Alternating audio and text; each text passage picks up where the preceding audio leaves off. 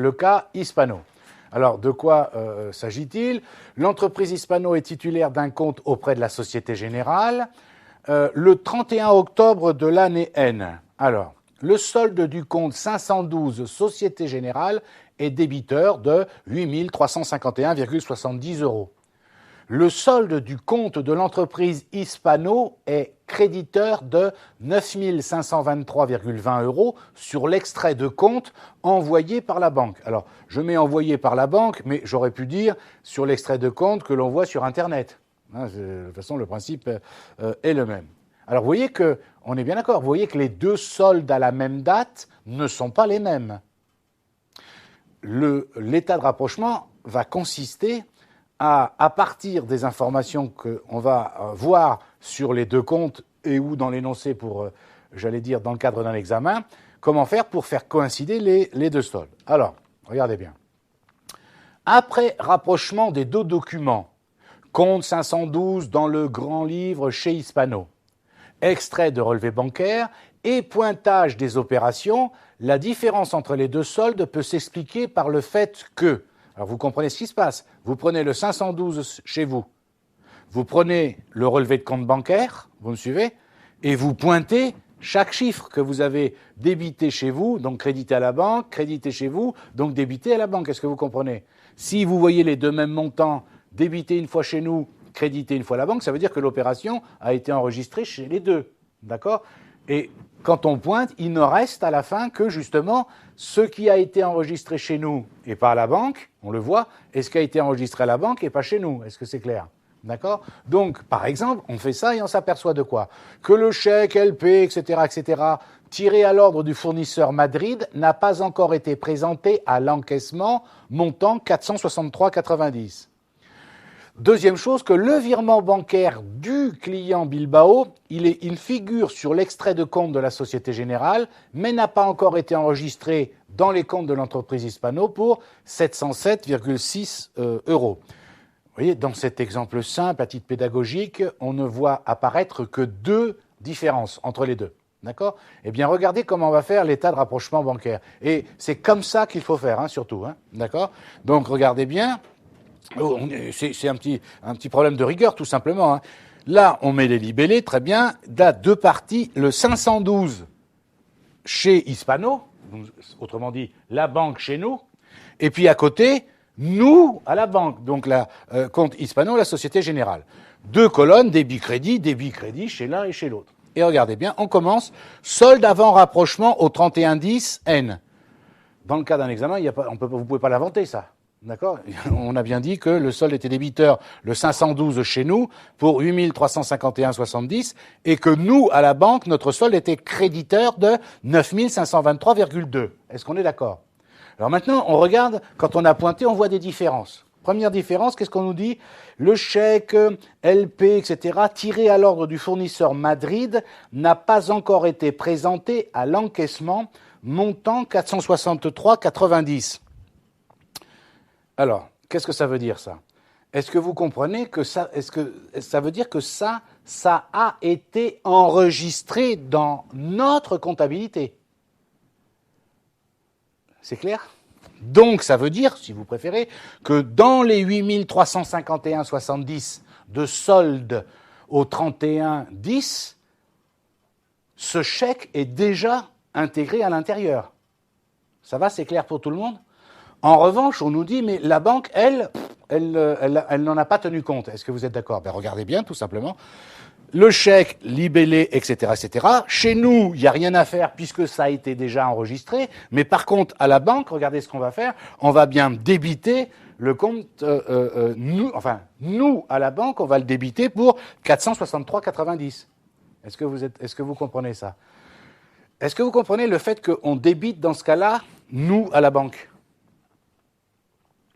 Oui. Quand on a enregistré ce chèque, qu'est-ce qu'on a fait chez nous comme écriture? Par exemple, 607, par exemple, à 512. Ou 411, ou 401, pardon, plutôt, fournisseur, à 512. Donc, chez nous, on a crédité le compte 512. À la banque, c'est l'inverse, on est bien d'accord. Donc, pour faire coïncider, on met 463,90 du côté des débits, mais attention, nous, à la banque. Ensuite, deuxième différence, le virement bancaire du client Bilbao figure sur l'extrait de compte, mais nous, il n'existe pas chez nous pour un montant de 707,6. Donc, qu'est-ce que ça veut dire en français? Ça veut dire en français que si on se met maintenant, nous, à la banque, vous voyez, 9523,2, qui est le solde de notre compte banque au 31-10, à l'intérieur, ça veut dire que ça a été intégré. Tandis que ça n'a pas été intégré chez nous. D'accord. Ben, virement Bilbao, ça ne va pas vous surprendre, puisque c'est la banque qui augmente. Je ne change pas d'avis, moi. Hein. Je suis chez moi, 512 banques. Le virement du client n'a pas été intégré. Je ne change pas d'avis. Est-ce que le compte, pour l'intégrer, est-ce que le compte banque va diminuer ou augmenter? Il va augmenter. La banque, c'est un compte d'actifs. Quand un compte d'actifs augmente, on le met au débit. Je ne change pas d'avis depuis le premier jour où je vous ai eu en cours. Donc, 707,60. Il n'y a pas d'autre différence. Eh bien, regardez. Dans cet exemple-là, très simple, on verra que les autres, ça sera un peu plus compliqué, mais l'idée, elle est déjà là. Du coup, ça fait 9059,30 du côté du débit chez nous. Au crédit, rien. Donc, un solde débiteur de 9059,30. Total général, c'est bien le même des deux côtés. Et regardez, du côté de nous à la banque, au crédit, il y avait 9523,20. On a mis au débit 463,9. Regardez bien le solde, évidemment. Il est de sens contraire à la banque. Il est créditeur de 9059,30. Vous voyez bien que les soldes maintenant sont les mêmes. Ben c'est ça, établir un état de rapprochement. Alors, là où j'insiste, c'est qu'après, on vous demande de passer l'écriture. Est-ce que vous comprenez que vous devez passer l'écriture, mais que chez nous, pas à la banque, chez nous? Regardez, c'est très simple, vous ne pouvez pas vous tromper, c'est pas possible. Regardez, vous avez le 512, vous avez déjà le contenté, le 512 banque, qu'est-ce qu'on va en faire quand on va passer l'écriture? On va le mettre au débit, on va le mettre au crédit. Alors? C'est dur, c'est invraisemblable la question que je pose, tellement c'est difficile. Il faut un bac plus 12, 1000 ans de compta à 50 heures par semaine. Vous l'avez sous les yeux, je débite, et puis voilà, c'est fini, vous l'avez fait. D'accord? Donc, là, l'enregistrement comptable, il est de toute évidence à effectuer uniquement chez Hispano, 512 banques, à 411 clients, pour 707,6. Et en libellé, j'ai marqué virement bancaire, client Bilbao. Ça va, vous comprenez? Vous intuitez probablement que ça, c'est quand même un peu simplet comme type d'état de rapprochement. Vous allez voir qu'on va en faire d'autres. Et sur le site, il y en a d'autres. Et vous verrez que ça peut se compliquer un petit peu. Alors, le cas Chistera, cette fois-ci. L'entreprise Chistera, titulaire d'un compte auprès du Crédit Agricole, vous fournit les renseignements suivants au 30 novembre N. Alors, vous voyez, là, je vous ai fait tout à l'heure, entre parenthèses, un état de rapprochement au 31 octobre. C'est pas forcément la fin de l'année, vous voyez, on peut la faire, vous voyez, c'est pas grave, le principe est le même, vous le faites toutes les semaines, vous pouvez le faire tous les jours si vous voulez, il n'y a pas de souci, le principe sera le même. Donc l'entreprise Chistera titulaire d'un compte auprès du Crédit Agricole vous fournit les renseignements suivants au 30 novembre N. Solde du 512 Crédit Agricole tenu par l'entreprise, débiteur de 52 148. Solde du compte Chistera tiré de l'extrait de compte envoyé par le Crédit Agricole, et le compte est créditeur pour 63 419. Est-ce que vous voyez que, donc, ce n'est pas le même solde?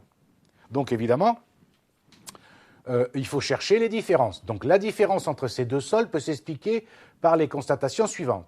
Le chèque MC, etc., tiré à l'ordre du fournisseur au Segor, a donné lieu à une imputation de 4 637 dans les comptes de l'entreprise, Chistera, alors qu'il figure sur le relevé de compte pour 6 437. Ça y est, est-ce que vous comprenez? La maladie des comptables, inversée de chiffres, classique. Oui, parce que j'espère que vous comprenez que vous, ou moi, quand on a passé l'écriture dans notre comptabilité, évidemment, on a enregistré 4 637, mais au débit et au crédit. Est-ce que vous me suivez? Non, vous ne comprenez pas ce que je dis. C'est-à-dire que on n'a pas, je ne dis pas qu'on a mis 4 637 au débit, par exemple, et 6 437 au crédit. Je ne dis pas ça. Non, vous n'y êtes pas là, vous n'êtes pas concentré, vous ne comprenez pas ce que je dis. D'accord? L'écriture a été passée correctement, Sinon, il n'y a pas besoin d'attendre l'état de rapprochement bancaire. On aurait vu tout de suite que l'écriture n'était pas équilibrée. Donc il ne s'agit pas de dire on s'est trompé parce qu'on a mis un montant au débit et un autre montant au crédit. Il ne s'agit pas de ça. On a bien mis la même somme au débit et au crédit pour notre écriture. Simplement, ce que l'on a mis au débit et au crédit, bien qu'étant la même somme des deux côtés, n'est pas la bonne somme. Est-ce que vous comprenez pour que ce soit bien clair, qu'il n'y ait pas d'ambiguïté.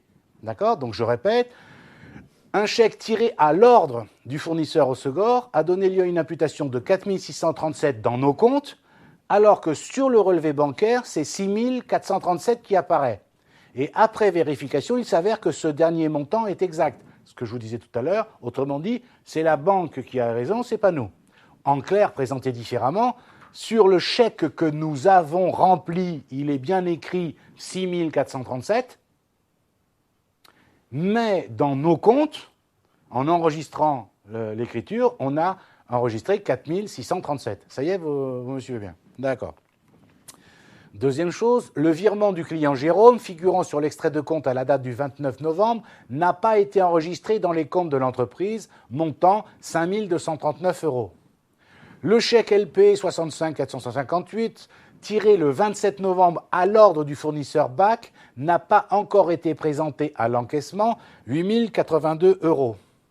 Les frais de tenue de compte figurant sur l'extrait de compte s'élèvent à 250 €. Vous voyez, petite différence, ça fait déjà le double de raisons qui expliquent la variation que tout à l'heure. Tout à l'heure, il y en avait que 2, là, il y en a déjà 4. Vous voyez Et après, évidemment, on peut multiplier. Vous comprenez aussi pourquoi vous avez intérêt à faire les états de rapprochement bancaire le plus fréquemment possible, parce que si vous attendez la fin de l'année, vous vous rendez compte que ça veut dire qu'il faut pointer tout ce qui a été débité et crédité sur un an. Un travail de fou, vous comprenez ce que je veux dire? Alors que si vous le faites régulièrement, puisque vous avez réajusté à chaque fois, il y a moins à vérifier, bien entendu. Alors, l'état de rapprochement lui-même, alors, évidemment, vous voyez, c'est exactement, je ne change pas d'avis, bien sûr, exactement le même principe que tout à l'heure. D'un côté, le 512 chez nous, et de l'autre côté, nous, à la banque, avec débit crédit des deux côtés, bien entendu. Ensuite, le solde avant rapprochement au 30/11/N, donc 52 148 dans le 512 chez nous, donc, et 63 419 lorsque c'est nous ici au Crédit Agricole. Et ensuite, les 4 lignes qui expliquent les variations que nous avons vérifiées, les différences. Donc, le chèque, etc., il y a une erreur, vous voyez, 6 437 moins 4 636. Est-ce que vous voyez que, je vous rappelle ce qu'on a dit, c'est que on aurait dû créditer le 512 pour 6 437, alors qu'on ne l'a crédité que pour 4 637. Donc, pour corriger, ça veut dire qu'on va créditer de la différence 1800. Vous voyez, c'est pas compliqué une fois qu'on a compris le principe, bien sûr.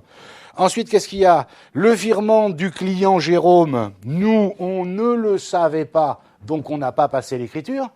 On regarde sur le relevé de compte en banque, on voit en fait, vous le comprenez, que sur le relevé de compte en banque, sur notre relevé de compte en banque, au crédit du relevé de compte en banque, il doit être marqué virement client Jérôme pour 5 239.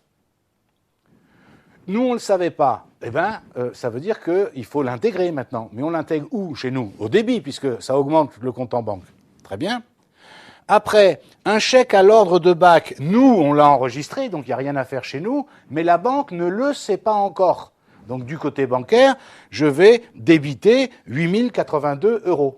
Et enfin, des frais de compte, la banque les a intégrés dans son calcul, mais nous, on ne le savait pas. Est-ce que vous êtes d'accord que quand on va enregistrer chez nous, les frais de compte, c'est une charge? Enfin, oui, c'est une charge. Ou en tout cas, c'est quelque chose qui va diminuer le compte en banque. Le compte en banque, ça va à l'actif. Un compte de charge, quand il augmente, ça diminue le compte, d'accord? Un compte de charge, quand il augmente, on le met au débit. Mais le compte d'actif, quand il diminue, on le met au crédit. Je mets 250 au crédit. Et regardez, cette fois-ci, je calcule le solde du 512 chez nous et le solde de nous à la banque. Le solde final, vous voyez bien, il est du 55 337 des deux côtés. Ça veut dire que l'état de rapprochement bancaire est correct. D'accord? Alors, maintenant, il faut passer les écritures. Est-ce que vous voyez ici que c'est très simple, les écritures, vous les avez sous les yeux? Est-ce que vous voyez qu'il faut... Alors, la question est-ce qu'on passe 3 écritures ou est-ce qu'on passe une seule écriture? On s'en fout. Vous pouvez passer une seule écriture. Mais en général, pour éviter les erreurs, autant passer 3 écritures différentes. Mais si vous voulez passer qu'une seule écriture, il n'y a aucun problème. Moi, et vous voyez qu'il y a une écriture, on va créditer le 512 pour 1800, une, on va créditer pour 250, et une, on va débiter pour 5239. Vous voyez, vous l'avez sous les yeux. Donc de ce côté-là, vous ne pouvez pas vous tromper. Donc vous voyez que l'enregistrement comptable, le virement bancaire du client Jérôme, 512 à 411 pour 5239, la rectification de l'écriture concernant le règlement au fournisseur Osegor, 401 fournisseurs à 512 banques pour 1800, et puis l'histoire des services bancaires, 627 à 512 pour 250 euros. C'est là où je vous disais tout à l'heure, on fait abstraction de la TVA, parce que normalement, il aurait fallu que sur les frais bancaires de 150, j'aurais dû écrire, par exemple, dont tant de TVA. Enfin bon, c'est pas ça qui pose le plus de problèmes. D'accord? Alors, remarque, bien comprendre le principe suivant, le 3011N. Donc, après avoir effectué les écritures d'état de rapprochement, le solde du 512 chez Sistera présentera donc un solde débiteur forcément de 55 337, ce que vous avez dans le détail de rapprochement, chez nous, forcément, d'accord? Mais le compte entreprise Sistera au Crédit Agricole, lui, restera à 63 419. Et oui, parce que le fait d'avoir passé les écritures chez nous, ça n'a pas d'incidence sur chez nous à la banque. Encore une fois, quand on passe les écritures, c'est chez nous, c'est pas à la banque, bien sûr.